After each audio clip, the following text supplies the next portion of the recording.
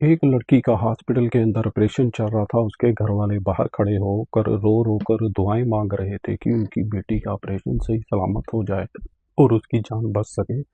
लेकिन बाहर खड़े इन मासूम लोगों को यह बिल्कुल अंदाजा नहीं था ऑपरेशन थिएटर के अंदर उनकी बेटी के साथ क्या होने वाला है।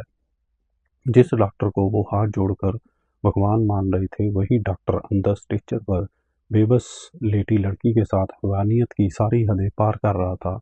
जब यह लड़की होश में आने के बाद बाहर आती है और रोते हुए अपने परिवार को अंदर की पूरी हकीकत बताती है, तब जाकर इस खौफनाक कांड का खुलासा होता है। आखिर इस लड़की को क्या बीमारी थी, किस चीज़ का ऑपरेशन था और डॉक्टर ने ऐसा घिनौना कदम क्यों उठाया। जब आप इस पूरी कहानी को सुनेंगे तो एक बार आपकी भी रूह कांप जाएगी। नमस्कार दोस्तों, मैं सागर वर्मा। उम्मीद करता हूँ आप सब ठीक होंगे। दोस्तों, इस लड़की का नाम था अंजलि, जो 12वीं क्लास +2 में पढ़ रही थी। लेकिन अंजलि को एक बहुत ही गंभीर बीमारी ने घेर लिया था। उसे मिर्गी के दौरे, एपिलेप्सी पड़ने शुरू हो गए थे। वह जब भी स्कूल जाती या घर होती, उसे अचानक दौरे आते, हाथ पैर कांपने लगते और वह वहीं जमीन पर गिर जाती।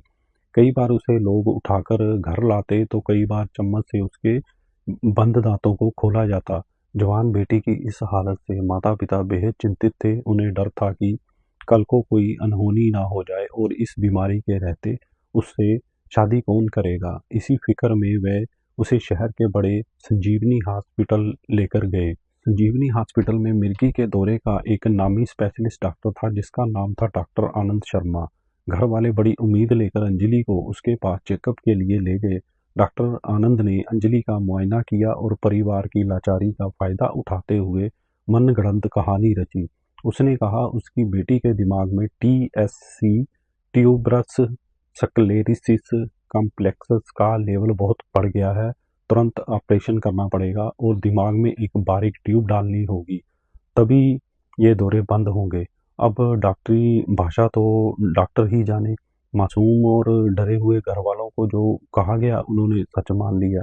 उन्होंने कहा कि डॉक्टर साहब, आप जो चाहें करें, बस हमारी बीमारी को ठीक कर दीजिए।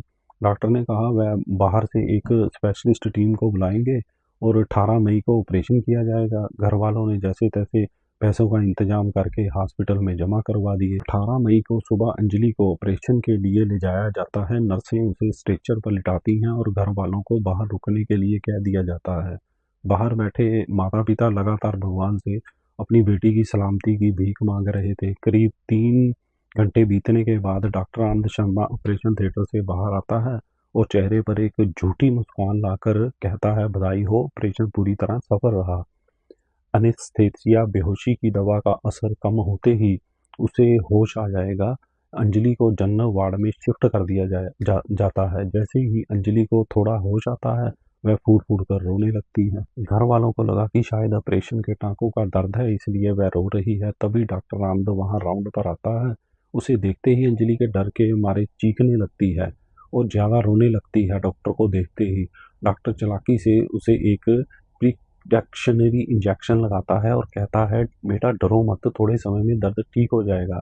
जैसे ही डॉक्टर केबिन से बाहर जाता है, अंजलि हिम्मत जुटाकर अपनी माँ को बिल्कुल पास बुलाती है और कांपती आवाज में कहती है, माँ, जिस डॉक्टर को तुम भगवान मान रही हो, उसने अंदर मेरे साथ बहुत गंदा काम किया है।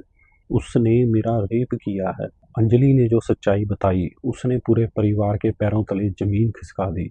अंजलि ने बताया, जब डॉक्टर ने मुझे बेहोशी का इंजेक्शन दिया तो मेरा शरीर तो सुन्न हो गया, लेकिन मेरा दिमाग पूरी तरह बेहोश नहीं हुआ था। इंजेक्शन देते ही डॉक्टर ने चालाकी से अपने पूरे स्टाफ को किसी बहाने से वहाँ से बाहर भेज दिया। और अंजलि कहती है, मेरी आंखें बंद थी लेकिन मुझे सब महसूस हो रहा था। उसने मेरे कपड़े हटाए और मेरे साथ घिनौनी हरकत करने लगा। मैं अपने हाथ पैर हिलाना चाहती थी, उसे पीछे धकेलना चाहती थी, लेकिन एनेस्थेसिया के असर के कारण मेरा शरीर पत्थर बन चुका था। मैं चीखना चाहती थी पर मुंह से आवाज़ नहीं निकल रही थी। मैं अंदर ही अंदर घुटती रही और वह हैवानियत करता रहा। जब उसका मन भर गया तो उसने सब ठीक किया।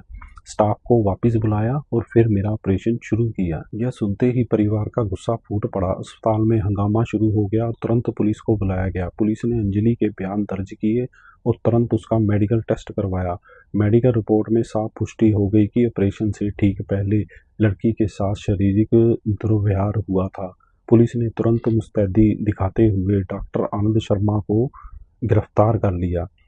दोस्तों, पूछताछ में पता चला कि वह डॉक्टर पिछले कई सालों से वहीं रह रहा था। उसने कबूल किया कि अंजलि को देखते ही उसकी नीयत खराब हो गई थी और उसे पता था कि सीधे तौर पर वह कभी नहीं मानेगी।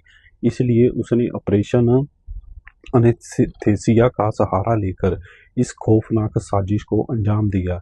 जब यह मामला राज्य के मुख्यमंत्री के पास पहुंचा तो प्रशासन ने कड़ा एक्शन लेते हुए संजीवनी हॉस्पिटल को तुरंत सील कर दिया। दोस्तों, इस घटना ने डॉक्टरों के पेशे पर एक ऐसा दाग लगा दिया जिसने समाज का भरोसा तोड़ दिया।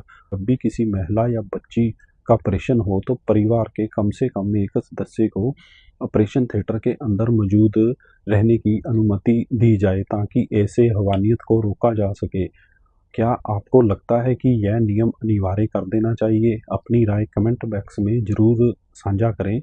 अगर आप ऐसी ही सच्ची घटना और क्राइम अवेयरेंस के जुड़ी वीडियो देखना चाहते हैं तो हमारे चैनल को फॉलो और सब्सक्राइब ज़रूर करें।